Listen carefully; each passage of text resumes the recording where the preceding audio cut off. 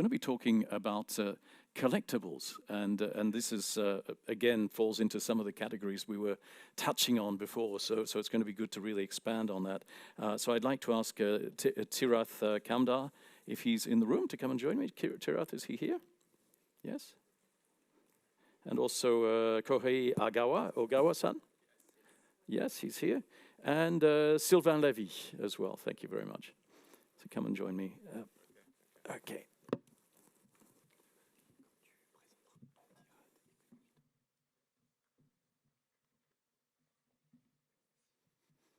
Okay, great. Thank you very much. Again, this is the panel of luxury as collectibles, and we've been talking a little bit about, well, the circular economy and so on, but this is really a bit more pointed because it's much more about collectibles. It will work, don't worry. It works, it does. It's Swiss, it has to work. Okay, right. Again, with me, Tirath Kamdar, who we've already seen here on the stage a couple of times so far this session, General Manager of Global Luxury at eBay. Ogawa-san is CEO of Daiko Kuya Holdings. A little bit hard to say, but I can get there. My little bit of Japanese, you know. Chinese in Okay, and of course Sylvain Levy, a co-owner of the DSL collection. We'll talk a little bit about that as well. Tirath, we've already met you. We've already heard from you. I'd just like to recap that you have the position of General Manager of Global Luxury at eBay, with extensive experience in luxury retail and digital commerce. You're really playing, I could say, a key role in overseeing and advancing eBay's presence in the global luxury market. And this is something we touched on yesterday. It's really forging into the luxury market. Ogawa-san, now it's interesting because you are, as I said, CEO of Daiko Koyua Holdings. What's interesting about your company as well is you have two different business segments. Is this correct? You're working in an electrical equipment segment with industrial lighting equipment, electrical construction materials, and control. But you also have a second-hand goods trading segment, right? And this is what we're talking about today. So it's a very broad company. I mean, you're doing a lot of stuff out there. Actually, you know, I just, come here for second-hand trading, company, because we are the listed company, holding company. Our original business is, buyout. Actually, in fact, we bought out, this company about maybe 16 years ago. Anyway, I think, maybe, having an opportunity, very honorable, we are the leading, second-hand, buying and selling, in the world. I think most people may not know Japan is the best, second-hand, market, wholesale. Like each month, US $500 million being traded. And we are the leading trader buying and selling. So when we say, maybe, during this conference, there'll be a lot of people, talking about AI, talking about machine learning, whatever. We buy and sell at the market. Means, we we are the biggest market maker. So no matter how, mail, whatever, we just buy cash. I think, that's best, having said that, I think, our strengths and which maybe we can contribute to your people is, understanding, because we have 26 stores in Japan. Also, we used to have some store in UK, also in China. And we know where the customer want to. Because, several years ago, we looked at, Google retargeting. Google retargeting, does not have, good, curation mechanism of, customers. Because, some girl, want to have a laser, Prada. The other one is, campus, laser. Google, may not, distinguish, between those because they don't have to. But, we have a good database of attribute, which we can curate any interest and of, men and women. And also at the same time, we can price precisely based on the dynamic pricing, based on the machine learning. Also, recently we're gonna launch, chatbot, based on the LLM. And I think, eventually we hope we're gonna be a official second-hand, trader for like a Mercedes-Benz, and hopefully for working with the brand company, create, other market for you, lower-end new customer entry point. That's what we are. Thank you, Agawa-san. Sylvain Levy, co-owner of DSL Collection, a notable figure in the world of contemporary art collection. Now, you're recognized, of course, as the co-owner of the collection, a renowned private art collection that focuses on contemporary Chinese art. Is that correct? Yeah, first, the best part of the collection, my wife is not here. It's a family adventure. We began this adventure 37 years ago. And just to tell you, collecting as a couple is very interesting because it makes you last your marriage. I give you this advice, do it. Okay. No, what is interesting is naturally the fact that we've been collecting a lot of things. We have a journey. I think what is important with the collection is not object, it's the journey. And through this journey, we had the chance to go through contemporary art. Then we went to design, and then we went to Chinese contemporary art. And we can show just 2 images, perhaps, of the collection, and you will see the link with the luxury industry. I think so. If I can have the image. Don't know if they're lined up. Yes. Okay. Yes. So okay. You see how we moved from 1988 to today. And you can see that today we have collected Virgil Abloh works. And we show Virgil Abloh works like artworks. And we believe more and more in the idea that collaboration will become as important as traditional artworks. Mm. And you can see another image, perhaps. And you can see in another image that also we are doing a lot of collaboration. And just to give you an advice, I encourage you to buy, for instance, Virgil Abloh chairs from IKEA collaboration, which was a mythic, an iconic collaboration. It costs 500 euros. Mm. So everybody can be a collector. What does it mean? Is that today, first, one of the definitions of luxury of art has become the ultimate luxury good. This is the first link.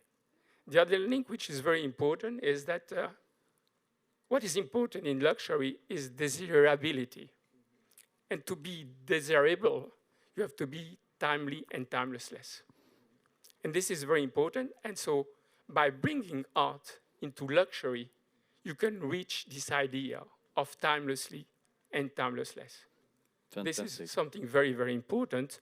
And when you see how today the luxury industry is moving, first, all the big luxury brands have foundations. Most of the exhibitions today in the museum are funded by luxury industry. And if you look at the latest LVMH défilé, Pharrell was offering a bag for $1 million.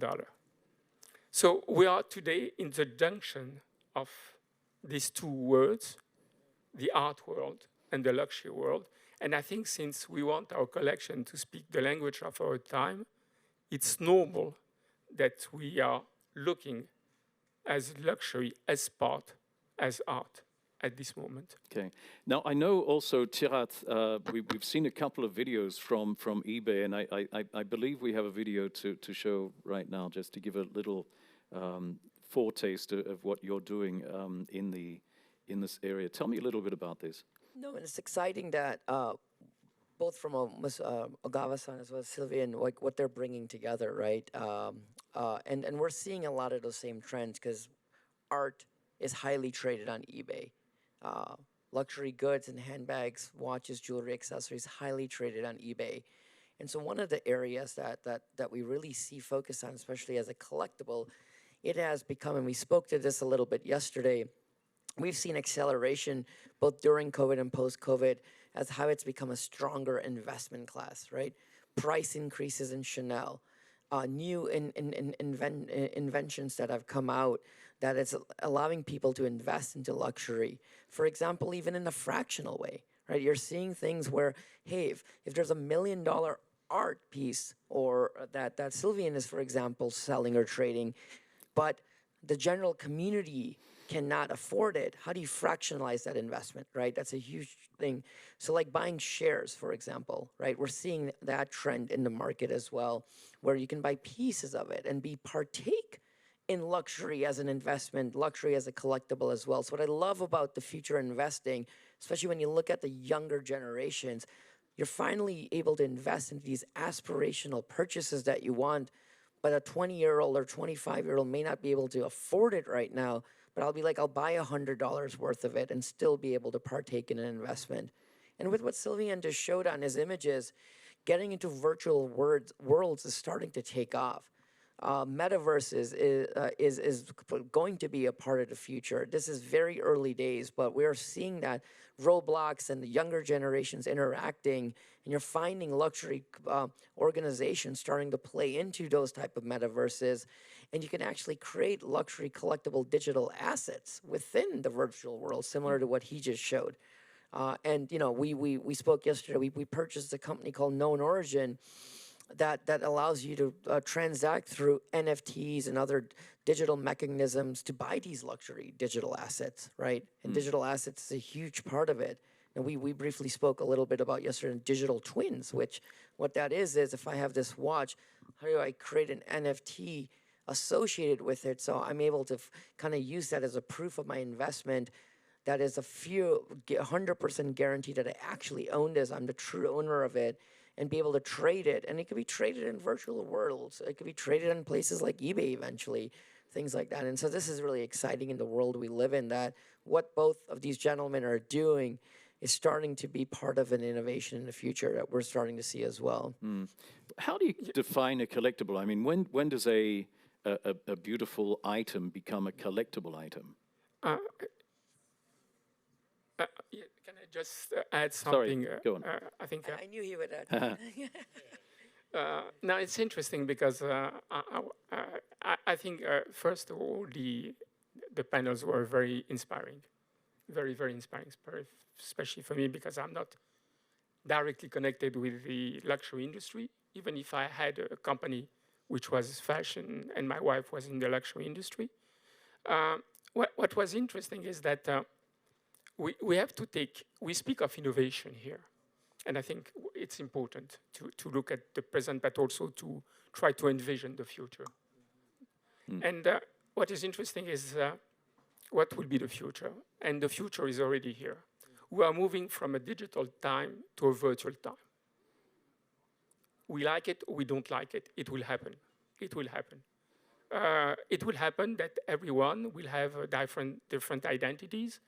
Everyone will be Homo sapiens, Homo numericus, have metaverse avatars. Perhaps we'll have a digital virtual person. Everyone will have to face something like that. So I think what is important today is already for the luxury industry, like the art industry, to begin to enter into this Web 3.0 time, which was not one of the subjects which was really very much discussed here. Now, of course, the reason you're saying that is that you've done a lot of this kind of thing in the past. Tell us about that. Yeah, just I don't want to, to speak too much, but from our experience, we went from 2005 a website to 2009 a Second Life, 2011 we went into iPad, 2015 VR, 2020 video games and metaverse, and already we have created 17 spaces on the metaverse. But what is interesting is that I've seen the transformation of the human being since 2005, and especially with the smartphone. And I can tell you that the human being is totally different.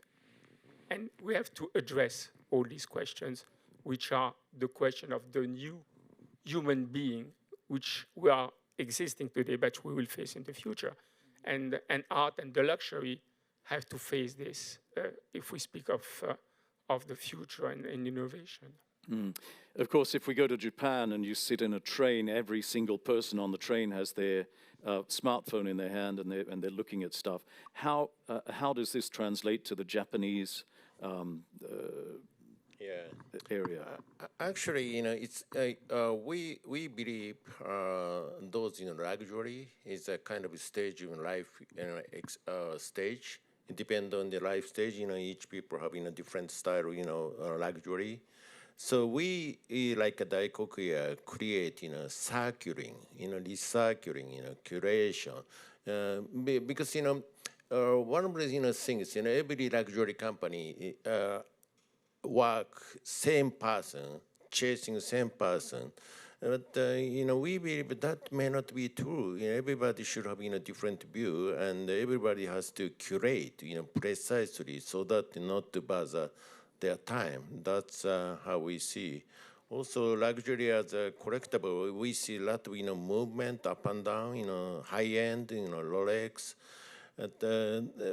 It all depends on the person and the personality, and eventually AI and attribute preciseness will win AI and VR.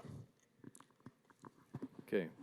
Tirath, you have something to add? Just to add, I mean, eBay is such a global entity. We have office in Japan where I've had the pleasure to spend time in, and in Asia and markets, and we look at the different trends going on, right, and human behavior and how it's adapting to his point. It is changing very rapidly. We're already living in the future, and the future is already also constantly changing as we live in it. The great thing is, I mean, you see the way they interact with their smartphones in that part of the world versus the Western world. Very different, right? The way they interact with of WeChat and what you can actually do within that. And then how VR and other virtual reality worlds are starting to take off. So we live in very interesting times. And so the world of collecting is just going to change very rapidly. And what people want to actually collect. And look, at the end of the day, what is a collectible? It's defined. That was what I was getting to, because is a collectible something that has a story? Right. Is that how you define it? I think it's desirability and to a certain extent scarcity, right? Because, I mean, right now, as we spoke earlier, I mean, some people feel like what is a collectible to them is it could be something where I'm just resonating with a story. It completely fits my personal life story. So to me, that's my collectible, right? And they don't care if the price is going up or down. But for the majority, it's really around an investment. And to do that, you need rarity, scarcity, and you also need some type of story to it. And if you have that combination, the investment will go up over time. And in eBay, we've seen that trend. We saw that trend forming 2 years ago.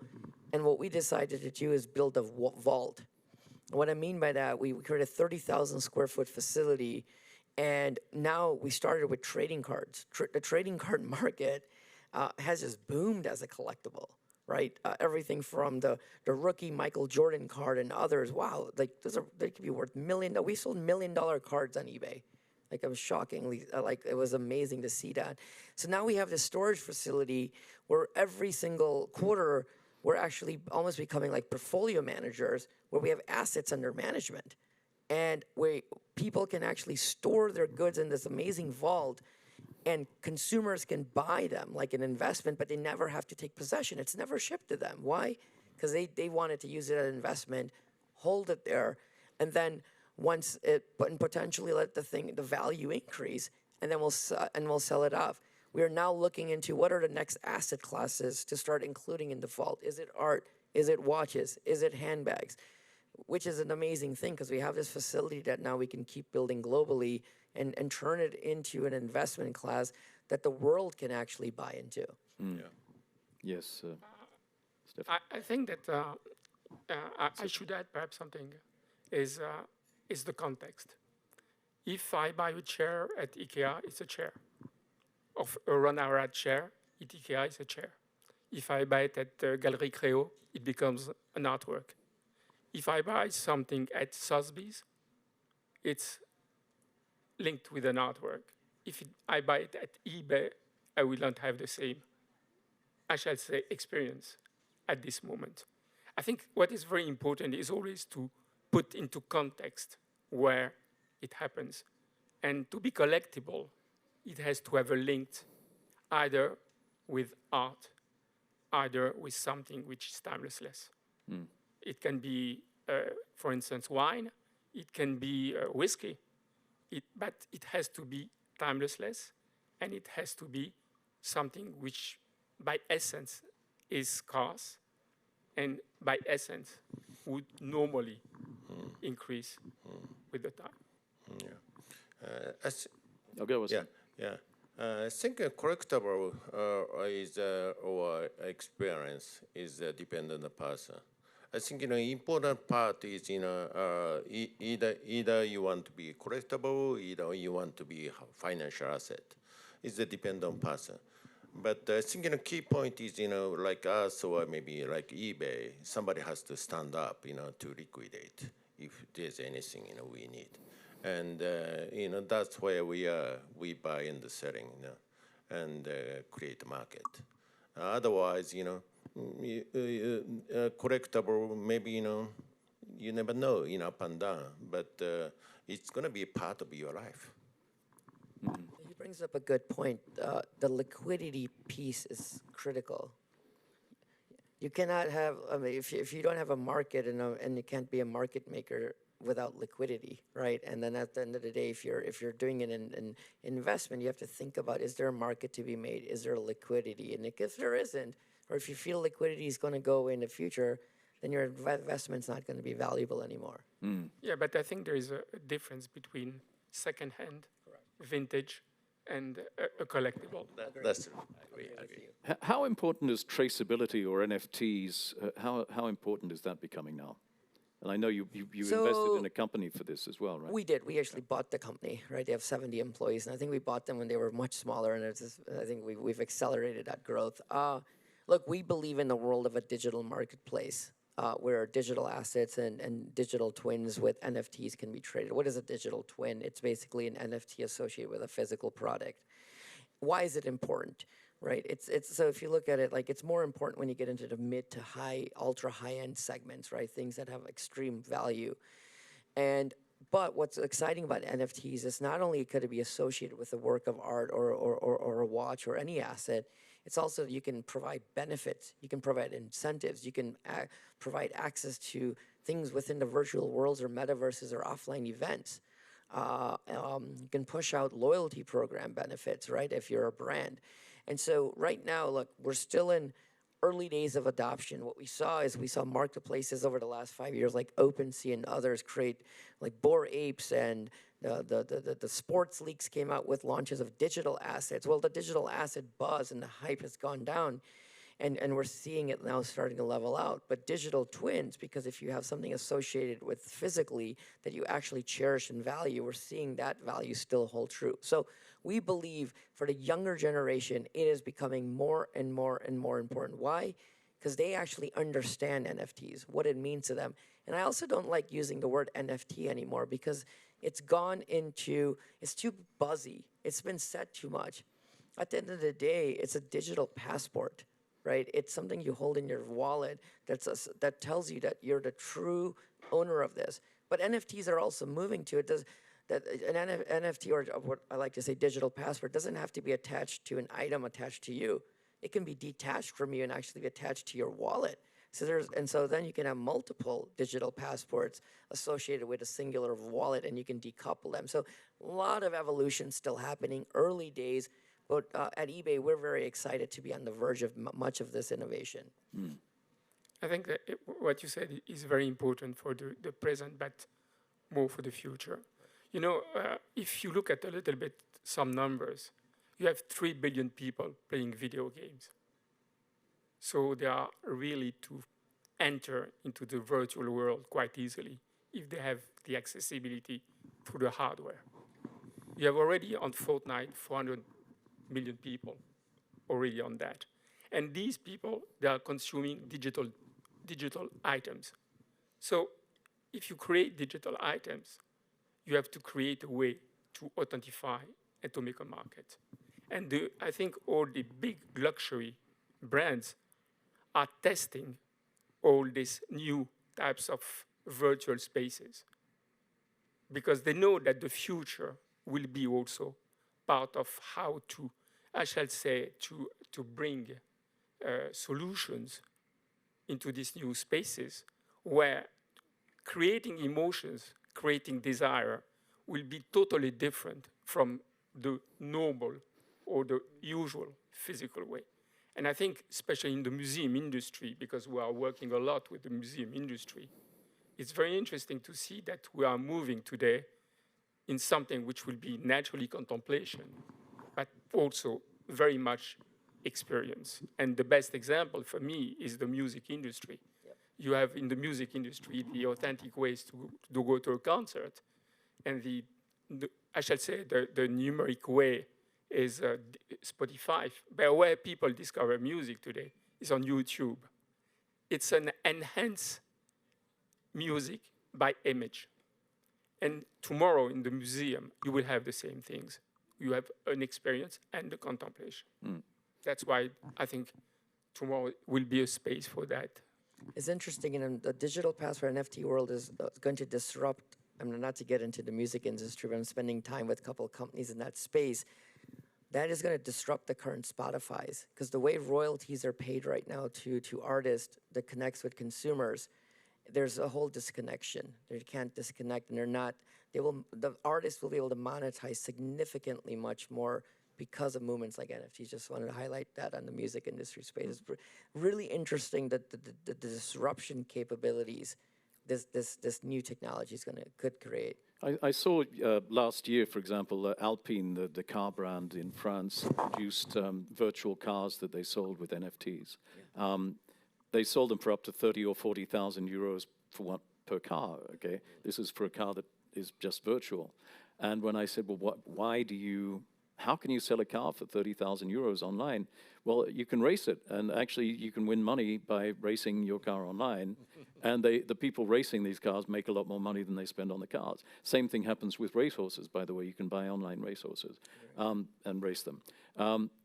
This sort of thing is really changing the way we see the use of online, what we're talking about, as you said, digital passports, NFTs, virtual items.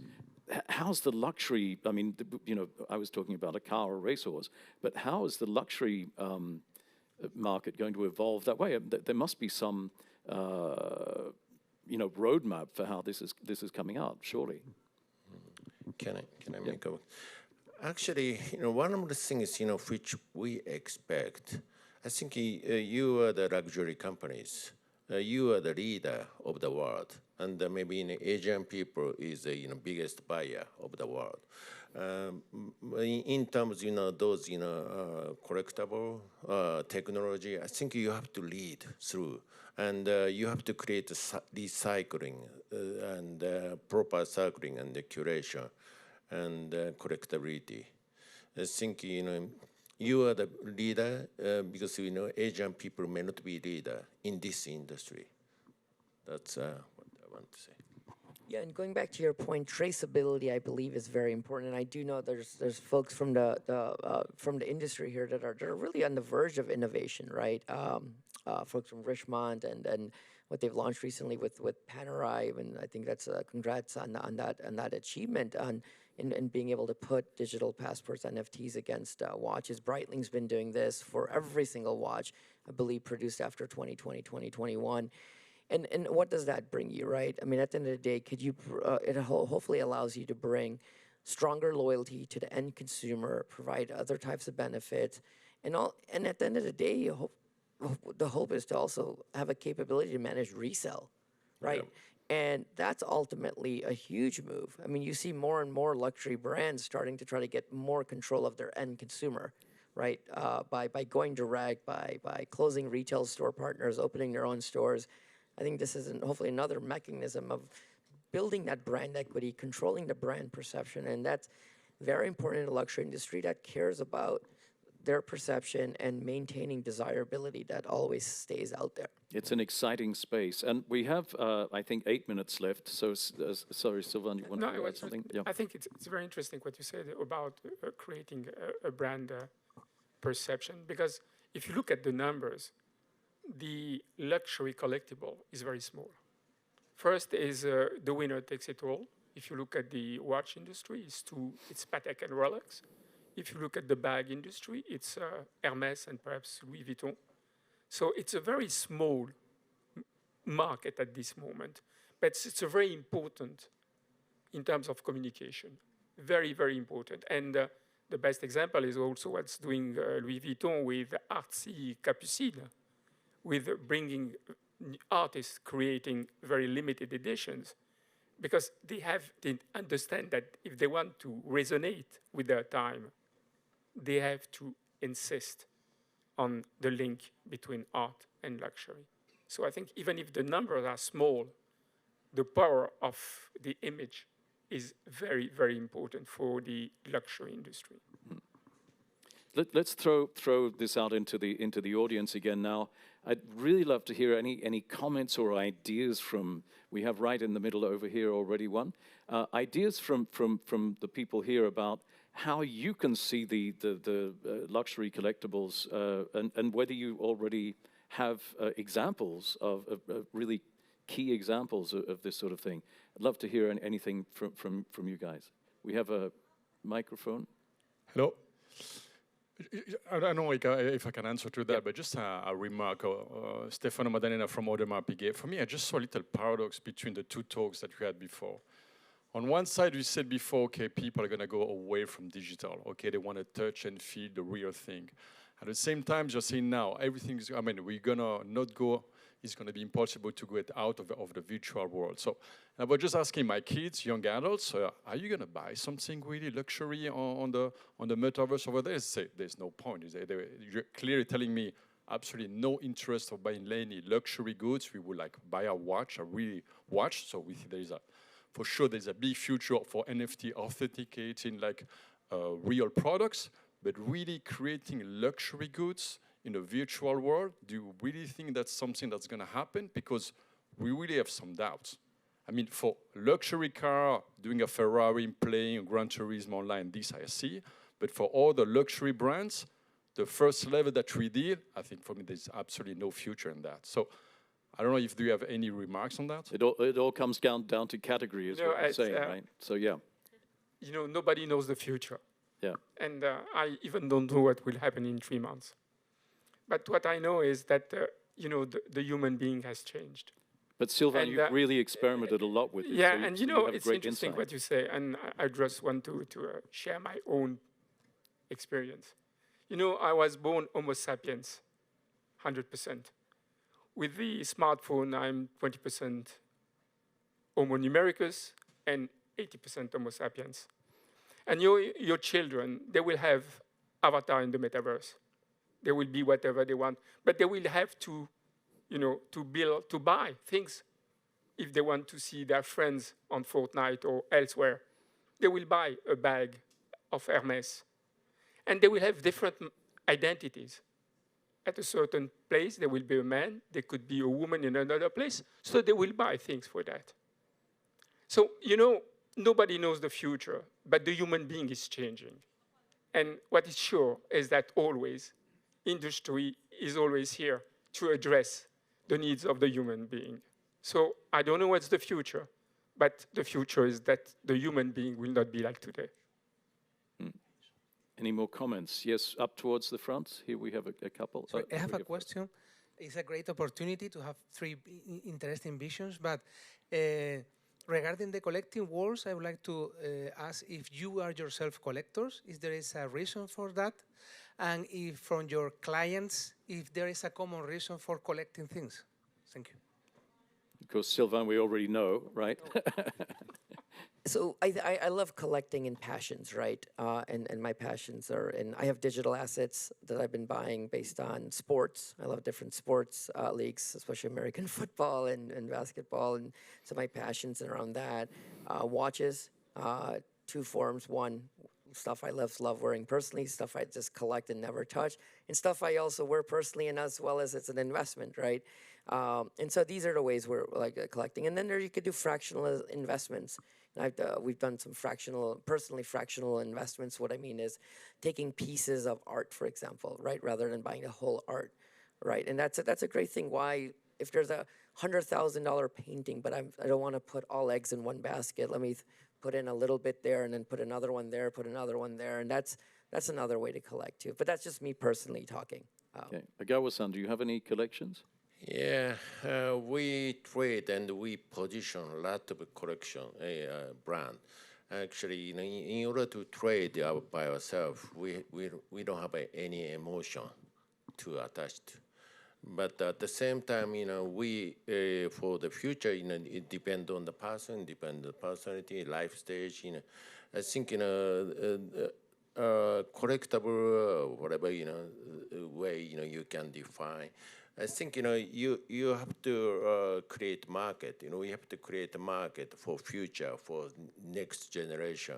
I think like your people, especially brand company, have a responsibility create future, including NFT. Good. Can Thank I you. share my Yep. experience of collector Absolutely. in 2 sentences? Yeah. First, collecting is an elegant way to burn a fortune. So I can tell you that if you have to invest, don't invest in art. And perhaps in a Hermes bag, it's better than in artworks. No, but in the other hand, collecting can make an ordinary person have an extraordinary life because of the encounters. And just for that, I encourage you to be a collector. Thank you. A very good comment. Next question or comment. Is it a comment or a question? It's a question, actually. Okay. It's for Tirath, and it has to do with the experience of a luxury collectible purchase. And we had mentioned Sotheby's as a destination place and First Dibs and whatnot. How are you impacting your business, changing it to compete directly with those? Absolutely. So one thing is eBay is fully online. So I think a big difference between the traditional auction houses, Phillips Auctions, Christie, Sotheby's, is that if you think about how they run auctions, right, which is a great model.